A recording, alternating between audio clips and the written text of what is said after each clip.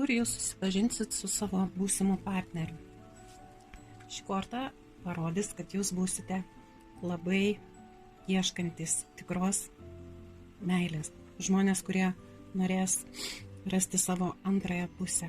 Žmonės, kurie galbūt tiki, jog egzistuoja žemėje sielos, kurios buvo sujungtos danguje.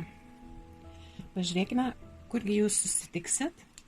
Ir astrologinių namų korta rodo, jog jūs, 9 namų korta rodo, jog jūs greičiausiai susitiksite galbūt tolimoje kelionėje, galbūt universitete, galbūt kokiuose tai religinėse įstaigose, bet tai bus kažkoks dvasinis susitikimas žmonių, kurie tikrai nori gilintis į save, studijuoti pasaulio religijas ir nori pažinti šio pasaulio gilumas. Koks bus tai žmogus, pažiūrėkim.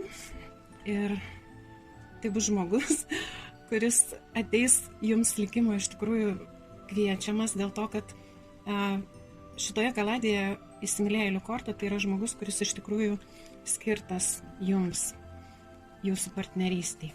Ir pažiūrėkim, koks zodiako ženklas. Tai bus žuvis.